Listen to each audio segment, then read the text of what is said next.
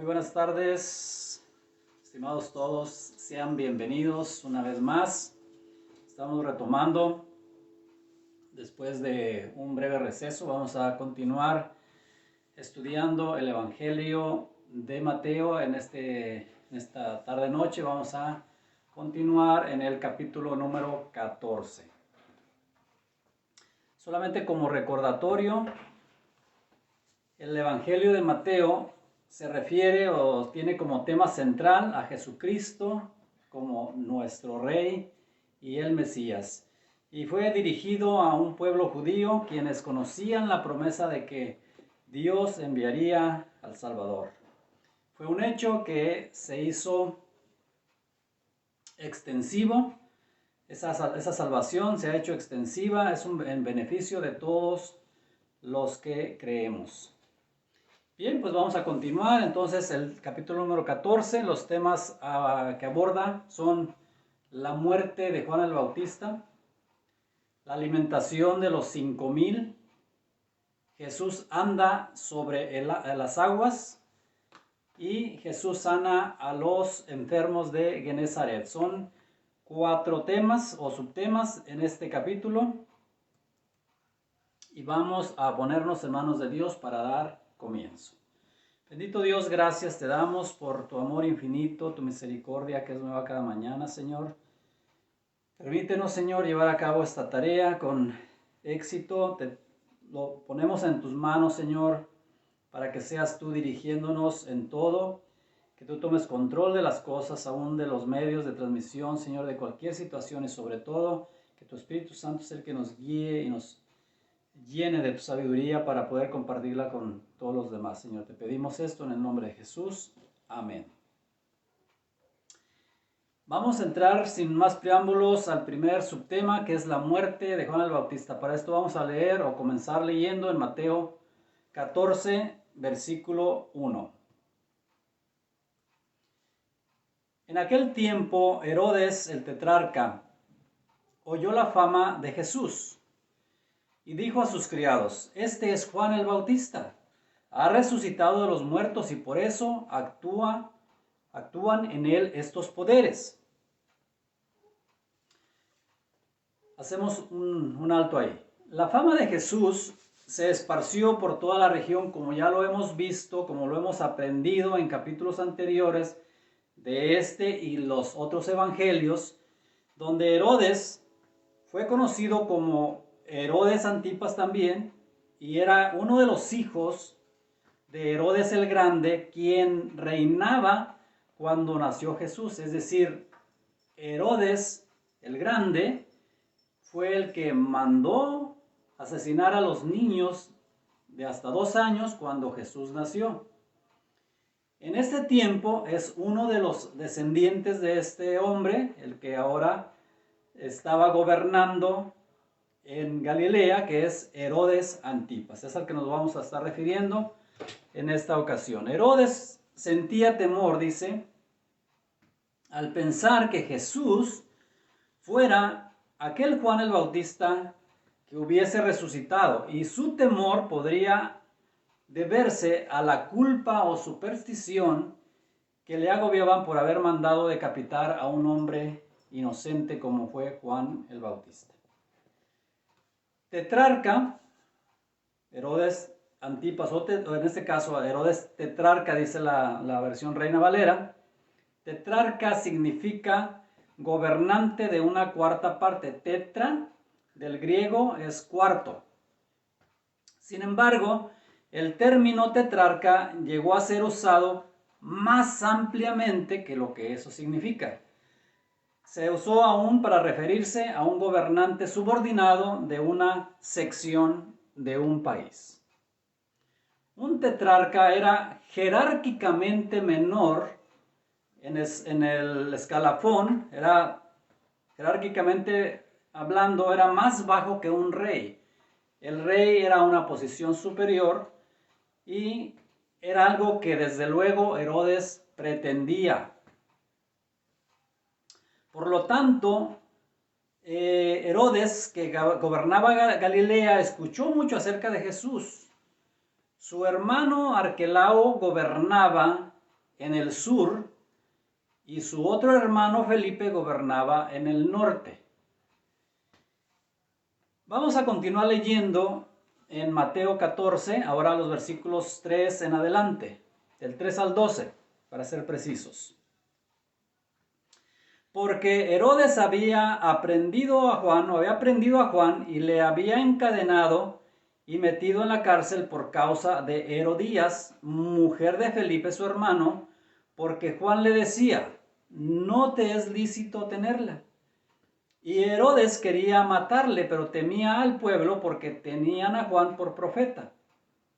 Pero cuando se celebraba el cumpleaños de Herodes, la hija de Herodías danzó en medio y agradó a Herodes, por lo cual éste le prometió con juramento darle todo lo que le pidiese. Ella, instruida primero por su madre, dijo, dame aquí en un plato la cabeza de Juan el Bautista. Entonces él se entristeció, pero a causa del juramento y de los que estaban con él a la mesa, mandó que se la diesen. Y ordenó decapitar a Juan en la cárcel, y fue traída su cabeza en un plato y dada a la muchacha. Y ella la presentó a su madre. Entonces llegaron sus discípulos y tomaron el cuerpo y lo enterraron, y fueron y dieron las nuevas a Jesús. Juan le dijo a Herodes en un tiempo pasado, esto lo está narrando Mateo obviamente, tiempo posterior, pero en el momento que esto ocurrió, Juan, o previo a que esto ocurriese, Juan habló a Herodes lo que cualquier creyente temeroso de Dios le debe decir a quien está viviendo en adulterio. Hay que exhortarlos. No te es lícito tenerla, fue la palabra dada por Juan. Mateo, que es el evangelio que estamos estudiando, Mateo nos explica cómo murió Juan el Bautista desde su encarcelamiento, debido a que se atrevió a exhortar en contra del pecado, o por el pecado que estaba teniendo este hombre que estaba en autoridad, llamado Herodes. Herodes, aunque lo deseaba, aunque tenía el deseo de matarle, de matar a Juan, no lo hizo de forma inmediata porque temía al pueblo, pues dice la palabra, lo tenían como profeta. Herodes se había divorciado ilegalmente de su legítima esposa y después sedujo a la esposa de su hermano Felipe. Bueno, no se sabe quién sedujo a quién, pero yo lo intuyo, que entre ellos hubo una atracción y obviamente el esposo pues fue hecho a un lado. Esta mujer fue hija de Aristóbulo y Berenice y nieta de Herodes el Grande. O sea, era la misma familia, descendencia posterior que se estaban ahora uniendo pues de esta manera ilegítima. Entonces, esta nada más es la historia. Fue hija de Aristóbulo y Berenice y nieta de Herodes el Grande. Su primer matrimonio fue con Herodes Felipe, o sea, con el hermano con el que ahora estaba, que también era su tío. También era su tío, con quien ella procreó a Salomé, que era la muchacha que bailó en el día del cumpleaños. Un tiempo después ella dejó a su esposo y vivió públicamente, o sea, no lo escondían, vivía públicamente con Herodes Antipas. Hablar públicamente en contra del adulterio que Herodes y Herodías vivían no les agradó para nada a los implicados, es decir, no les agradó a ellos. A pesar de esto, se sugiere, por lo que leemos en los evangelios, que Juan lo hizo repetidamente, o sea, no fue un comentario de pasada, no fue un comentario a sus espaldas, sino que lo confrontó de una manera constante, de forma constante lo exhortaba al arrepentimiento. El llamado era al arrepentimiento. ¿Por qué? ¿Qué caso tiene que hagamos evidente el pecado de nuestro prójimo si no le vamos a exhortar a que se arrepienta? O sea, ¿cuál sería el propósito de evidenciar el pecado si no vamos a exhortarle juntamente? Para que si acaso se arrepienta pueda acceder a la salvación por medio de Cristo nuestro Señor. Desde luego, como lo menciono, no tendría ningún objeto hacer un chisme si no vamos, o hacer chismes si no vamos a actuar conforme Dios nos manda, que es a exhortarlos y hacer el llamamiento, igual que lo hizo Juan, igual que lo hizo Jesús. Así nosotros también a hacer el llamamiento al arrepentimiento. Por un tiempo, Herodes es un modelo, un tipo de persona, como muchas lo son el día de hoy, que temen sobre la opinión, sobre la crítica, sobre lo que dirán los demás, en lugar de temer a Dios.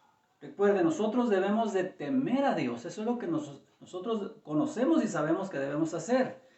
Pero hay veces que se le teme más al que dirán que a lo que Dios dirá. Por un tiempo el temor al que dirán refrenó a Herodes de otro pecado también, que era el homicidio que finalmente provocó el homicidio de Juan. Solo que ocurrió seducido por el baile sensual de su sobrina. Eso es lo que leemos ahí. Se puede decir también que Herodes temía a su esposa Herodías más de lo que temía al pueblo. O sea, temía a su esposa, luego también temía al pueblo, pero no tanto, y definitivamente no temía a Dios. Eso es lo que se lee.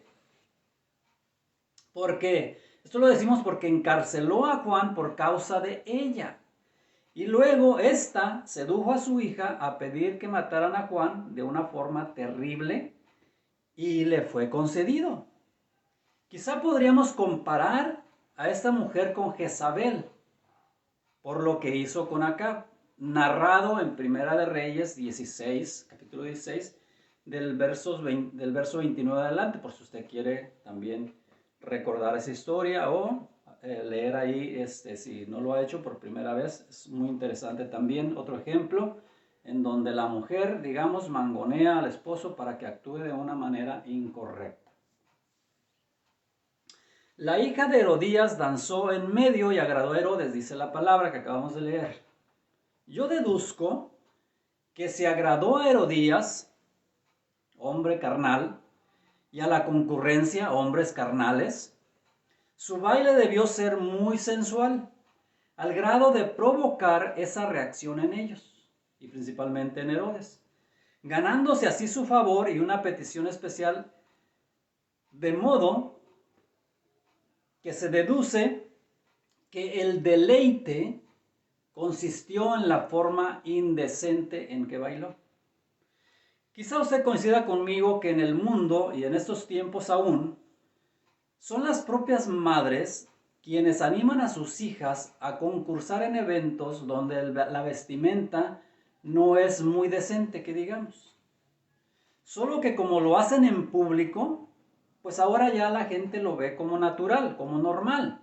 Pero ante los ojos de Dios son actos totalmente impuros, por lo cual deben de evitarse, ya que estos provocan a la audiencia, provocan ese sentimiento de sensualidad a la audiencia. Las promesas precipitadas, una promesa precipitada o incluso los juramentos, no son o no deben ser excusa para hacer el mal, que es lo que ocurrió aquí. Herodes, seducido por el baile de la muchacha, quiso congratularse con ella y le prometió algo, y una vez hecho esa promesa, pues se vio forzado a cumplirla delante de los concurrentes a su cumpleaños. Pero una promesa anticipada, reitero, e incluso los juramentos no son excusa para hacer el mal. De hecho, no hay ninguna excusa para hacer el mal.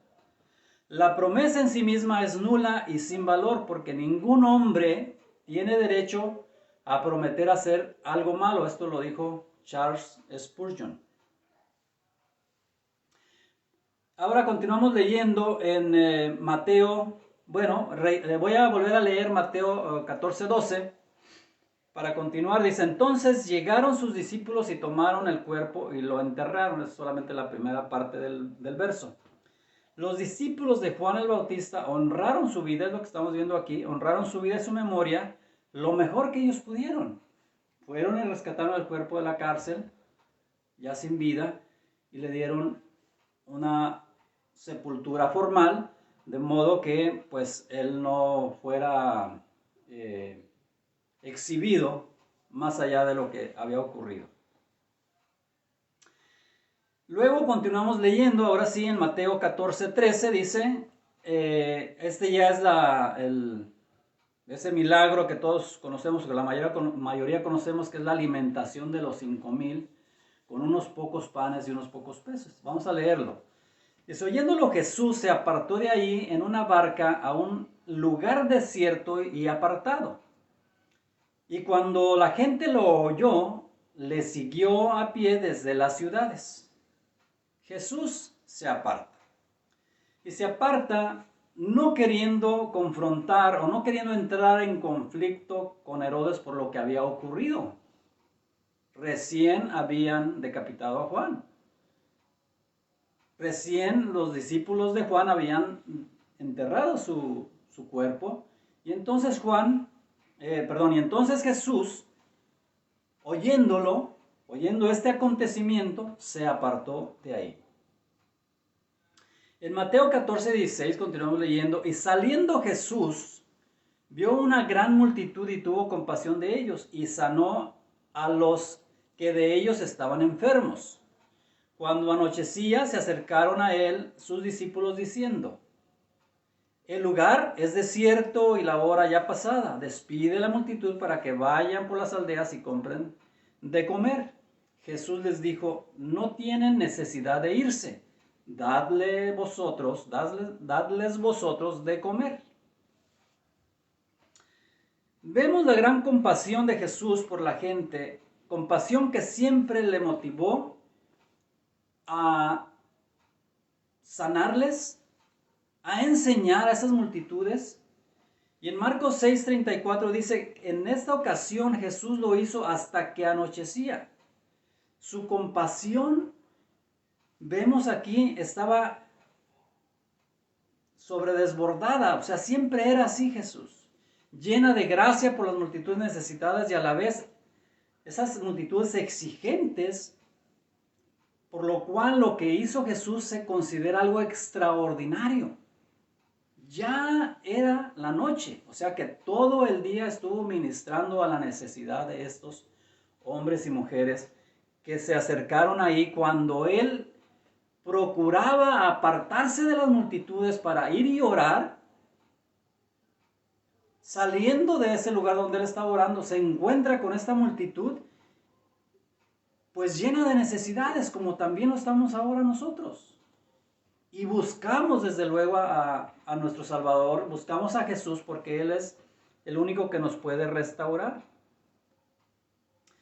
Dice la propia palabra que acabamos de leer que Jesús fue a un lugar desierto y apartado procurando paz, tranquilidad, cosa que hacía frecuentemente, procurando tener un tiempo de intimidad con el Padre en donde poder orar, en donde quizás también poder desahogarse delante del Padre de todas esas cargas que como humano sentía, porque era Dios, pero estaba en la tierra como hombre, y entonces seguramente sentía también esa aflicción, la aflicción de los demás, las cargas por los demás. Entonces buscaba ese tiempo de remanso, de paz, para acercarse al Padre, y ahí, en la comunión íntima con el Padre, recibir y aún recibir la instrucción de lo que debería de continuar haciendo. Mas en lugar de quietud, encontró una gran multitud exigiendo ansiosamente lo que solamente él les podía dar.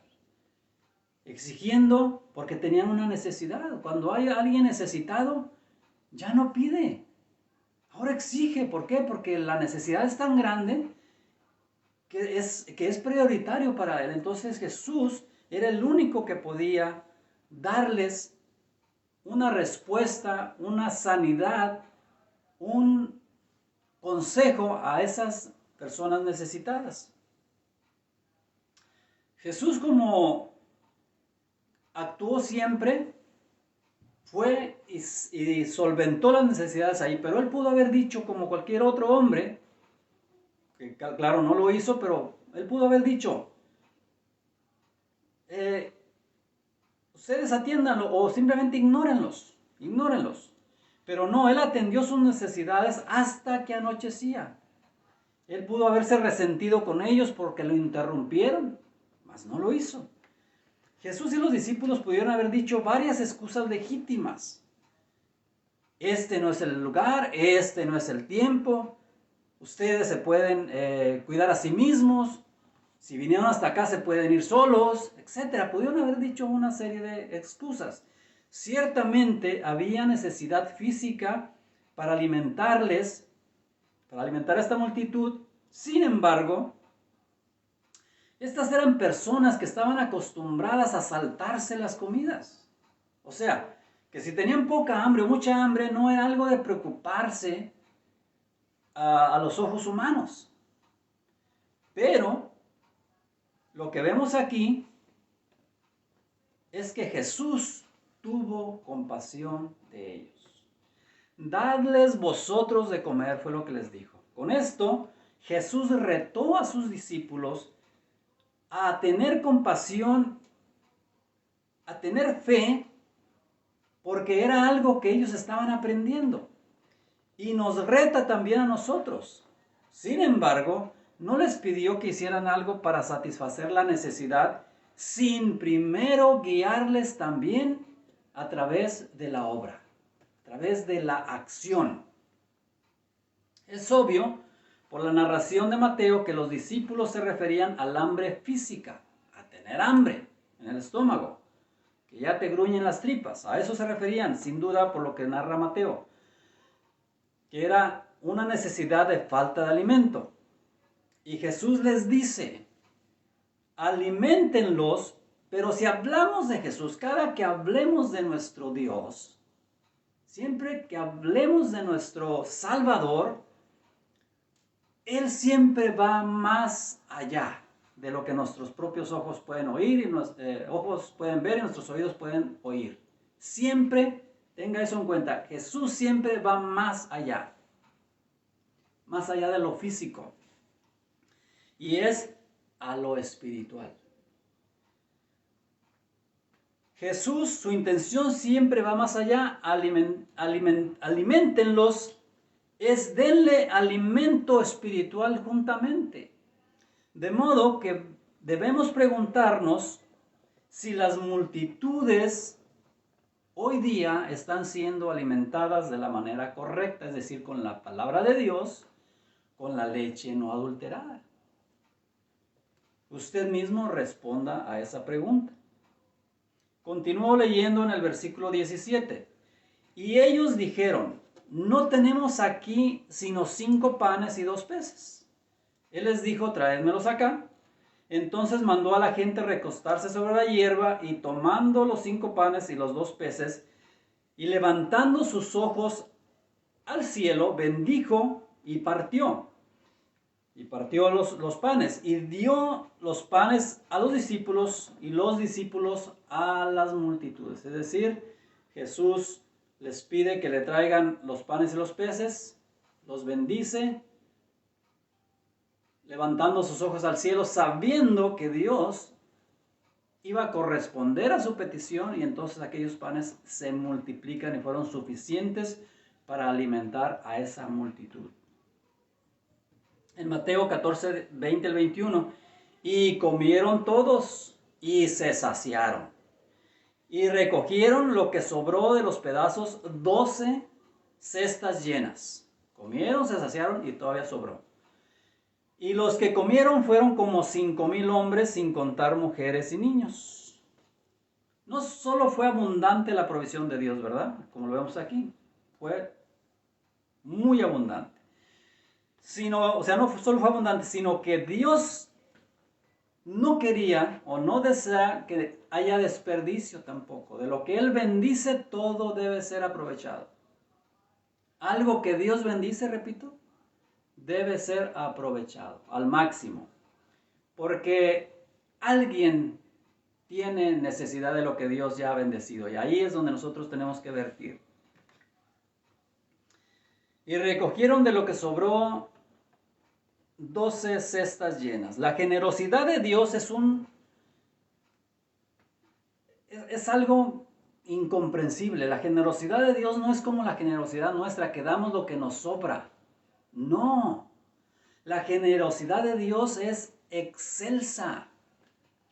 Y su uso, o el uso sabio de lo que Dios pone en nuestras manos, debe ir siempre acompañado de sabiduría. Si nosotros no somos sabios en administrar lo que Dios ha puesto en nuestras manos, se desvanecerá y nadie lo aprovechará.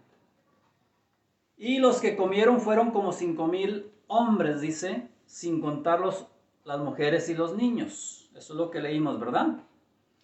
Lo que sugiere, por lo mínimo, si esos hombres en su mayoría estaban casados, pues ya, no que se duplique, pero ya alcanza más de 5,000, digamos 9,000.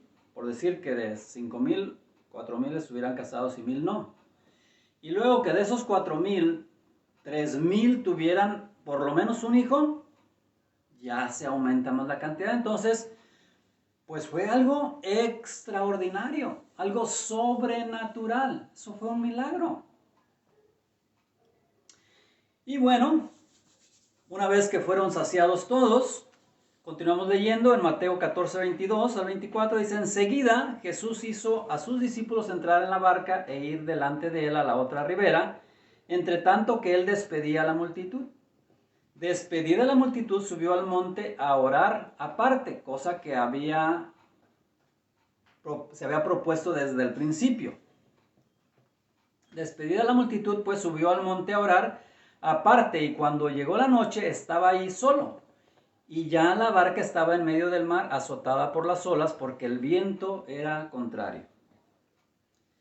Jesús, como leemos aquí, envía por delante a sus discípulos, quizá porque quería estar un tiempo a solas para orar, y ahí lo podemos, pues más bien lo podemos confirmar, porque ahí lo acabamos de leer. Esta palabra es palabra de Dios, es la verdad. Entonces Jesús envía delante a sus discípulos porque quería un tiempo para orar al Padre.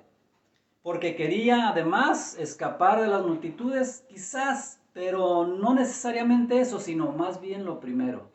Quería un tiempo a solas para orar. Y este es un ejemplo que nosotros debemos imitar. Sí, la oración en la congregación, sí, la oración en la familia, pero sí también un tiempo a solas con Dios, donde solamente haya esa conexión, que no nos interrumpa absolutamente nada y podamos tener la comunión plena con nuestro Padre Celestial. Dice en Juan, hablando de esta misma porción, bueno, relacionado con esta porción de la palabra, dice Juan 6, 14 al 15, aquellos hombres entonces, viendo la señal que Jesús había hecho, refiriéndose a la multiplicación de los panes y los peces, leo nuevamente, aquellos hombres entonces, esas multitudes, viendo la señal que Jesús había hecho, dijeron, este verdaderamente es el profeta que había de venir al mundo. Pero entendiendo Jesús que iban a venir para apoderarse de él y hacerle rey, volvió a retirarse al monte solo. ¿Sí ve esa imagen? Jesús, después que Juan el Bautista es decapitado y sus discípulos o discípulos de Juan le dicen lo que aconteció, él decide no entrar en conflicto, no era el tiempo, no era la forma en que él operaba o que él ministraba, y entonces se va a un lugar desierto, apartado, con el propósito de orar al Padre. pero le sigue una multitud, no sé, 10, 15 mil personas, no sé cuántas hayan sido entre mujeres y niños, muchos. Y los ve con necesidad y entonces empieza a ministrarles, empieza a sanar a los que tenían enfermedad, empieza a enseñar a todos como era su costumbre, enseñar con la palabra, hasta que fue de noche. Pues ocupado todo el día, entonces no tuvo oportunidad de orar al Padre, pero entonces despide a sus discípulos y deja que la gente se disperse, y entonces ya una vez él solo va a ese lugar en donde tiene la comunión tan necesaria con el Padre como nosotros lo debemos de practicar también. Mateo 14, 25 al 27, más a la cuarta vigilia de la noche Jesús vino a ellos andando sobre el mar. Y los discípulos, viéndole andar sobre el mar, se turbaron diciendo: ¡un fantasma! Y dieron voces de miedo, pero enseguida Jesús les habló diciendo: tened ánimo, yo soy, no temáis. Jesús acude a ayudar y a consolar a sus discípulos, como vemos aquí. Bueno, el propósito fue permitir que ellos avanzaran, se fueran adelante, no había otra barca, y entonces él, siendo Dios, teniendo todo el poder, pudiendo ir y venir por las aguas y por cualquier parte, camina sobre el mar, cosa que nosotros no podemos hacer. Mas él, siendo Dios, lo puede hacer, y ahí se confirma una vez más que era el Todopoderoso. Mas a la cuarta vigilia de la noche, esto es aproximadamente entre las 3 de la madrugada y las 6 de la mañana, más o menos en ese lapso de tiempo, según lo que se manejaba en ese tiempo para describir las vigilias o los tiempos del día de la noche. En este caso era la cuarta vigilia de la noche, pues es aproximado, ¿no? Entre las 3 y 6 de la mañana. Jesús vino a sus discípulos cuando la barca estaba en medio del mar, o sea, era un tramo largo. Y después de que se habían agotado ya los discípulos de tanto remar en contra de las olas por la tormenta y el viento contrario que hacía, o sea, ellos iban hacia el otro lado de la ribera y el viento venía de allá para acá. Entonces usted sabe, los que han entrado al mar o a alguna laguna y el viento está contrario, pues es más difícil remar hacia la orilla.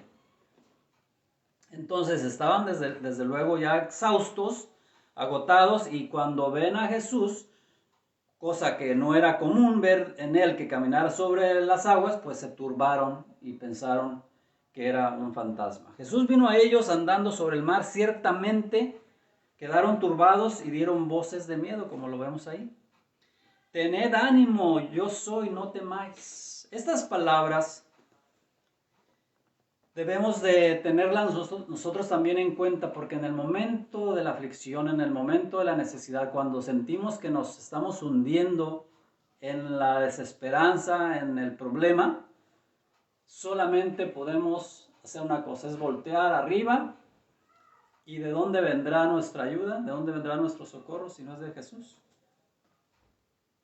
Tener ánimo, yo soy, no temáis. Jesús no vino a los discípulos para turbarlos, desde luego. O sea, al que ellos se han turbado no era el propósito, o asustarlos, mucho menos.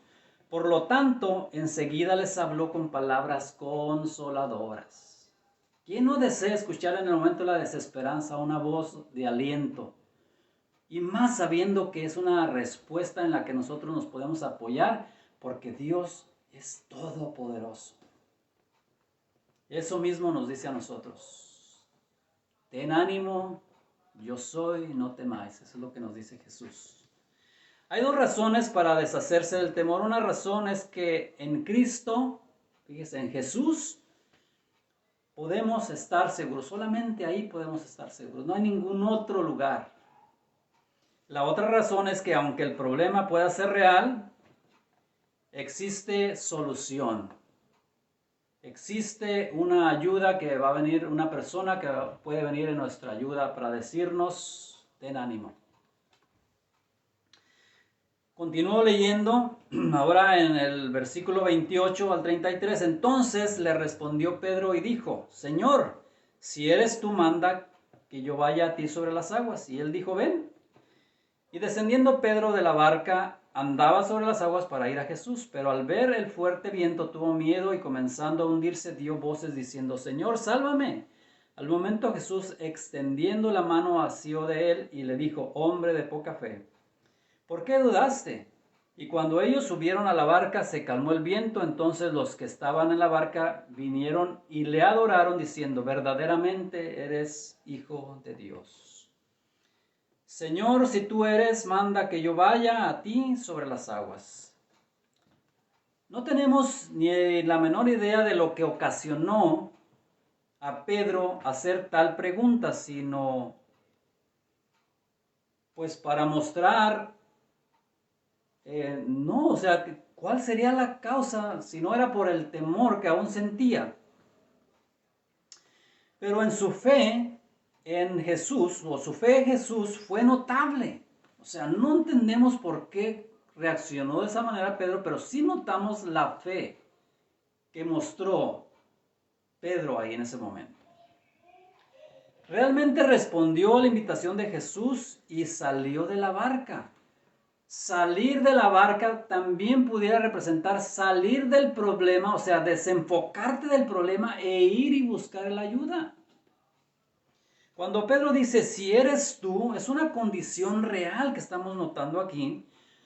Así como, ya que eres tú, o sea, ya que eres tú, daré ese paso de fe. La petición es audaz, pero los discípulos habían sido entrenados ya por un tiempo y se les había dado el poder para hacer milagros también a ellos, recuérdelo. Y si no lo recuerda, puede usted constatar en Mateo 10:1 y otros varios versículos en los evangelios. Pedro conocía en lo natural el poder de aquel mar porque él era pescador. Era un mar que cuando ocurrían esas tormentas y vientos fuertes, pues era violento, además las embarcaciones que ellos usaban en ese tiempo no eran tan grandes o potentes como las que podemos ver ahora circulando por esos mares bravos. Eran embarcaciones pequeñas. Entonces Pedro conocía en lo natural el poder de aquel mar, pero lo que estaba experimentando, lo que estaba viendo en ese momento era sobrenatural. No lo había visto antes. De modo que era algo extraordinario, como lo dije, era por encima de lo natural. Tú tampoco te quedes solo viendo lo que alcanzas a distinguir con tus ojos. Atrévete a ver a Jesús desde tu corazón, desde la fe, desde la confianza, desde el creer en que Él es el único que puede sacarnos adelante en el momento de la angustia y de la aflicción. Pero al ver el fuerte viento tuvo miedo y comenzando a hundirse. Esta es una imagen maravillosa de caminar en la fe. No voy a ahondar más en eso. Vamos a avanzar al último punto. Jesús, una vez que cruzan a la otra ribera, pues llegan a Genezaret. Y mire lo que dice en los últimos versículos, capítulo 14, 34 al 36. Terminada la travesía, porque todo eso fue un día y una noche ajetreadas, terminando la travesía, vinieron a tierra de Genezaret. Cuando le conocieron los hombres de aquel lugar, enviaron noticia por toda aquella tierra alrededor y trajeron a él todos los enfermos, nada nuevo. Y le rogaban que les dejase tocar solamente el borde de su manto, y todos los que le tocaron quedaron sanos. Esto tampoco era nuevo, porque ya había ocurrido ese milagro anteriormente a una mujer que había estado en padecimiento de enfermedad por más de 12 años. Entonces, ya se sabía, ya conocían parte de las formas en que ellos podían quedar liberados de enfermedades. Y aquí dieron una manifestación tremenda también de su fe, porque el que le haya pasado a uno ahora lo creen pero lo creen de una forma tan especial que también a ellos les sucede. Ahora, en Jesús no hay formas específicas de hacer las cosas. Él siempre va a obrar en su poder, va a obrar en su voluntad y se van a hacer las cosas conforme Él desea.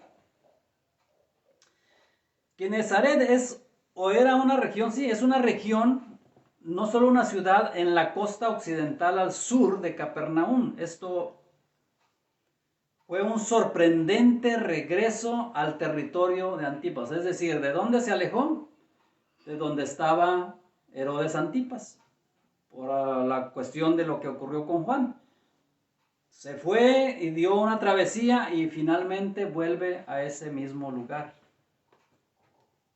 Le rogaban que le dejase tocar solamente el borde de su manto, es decir, aún el borde del manto de Jesús provee un punto importante de contacto para la fe de ellos. Pero fíjese lo que se resalta aquí.